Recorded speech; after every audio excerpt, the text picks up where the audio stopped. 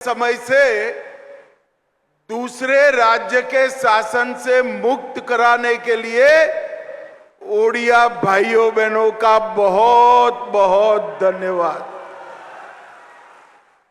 भाइयों बहनों, मैं साथ में यह भी विश्वास दिलाने आया हूं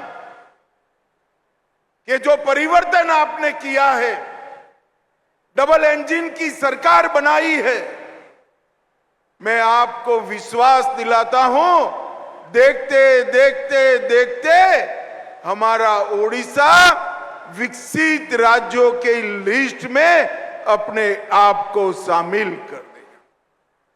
ये दुर्भाग्य की ही बात थी कि ओडिशा देश के समृद्ध राज्यों में शुमार है। यहां की धरती के नीचे इतनी संपदा पड़ी है कि शायद ओडिशा भारत का सबसे समृद्ध राज्य है, परंतु यहां की जनता गरीबी से पीड़ित, यहां के जनजाति के कल्याण के लिए कोई आयोजन नियोजन नहीं हुआ, यहां के सागर किनारे के विकास के लिए कोई आयोजन नहीं किया, यहां के शहरों के विकास के लिए कोई आयोजन नहीं किया था। और 24 के चुनाव में हम नरेंद्र मोदी जी के नेतृत्व में उड़ीसा की जनता से आशीर्वाद मांगने आए थे और आपने पूर्ण बहुमत के साथ भारतीय जनता पार्टी की सरकार बना दी। और आज ये सरकार बहुत अच्छे तरीके से ओडिशा को आगे ले जा रही है। आज ओडिशा नए भारत के ऑप्टिमिज्म, ओडिशा की ओरिजिनलिटी और ओडिशा के सभी पड़ी हुई अपॉर्चुनिटी को एक्सप्लोर कर आगे बढ़ने का काम कर रहा है। तटीय मैदानों से लेकर पश्चिमी ओडिशा के पठारों तक और जनजातीय क्षेत्र से लेकर हस्तशिल्प के उद्योगों तक ओडिशा के समूचे विकास का आज प्लानिंग हो गया है।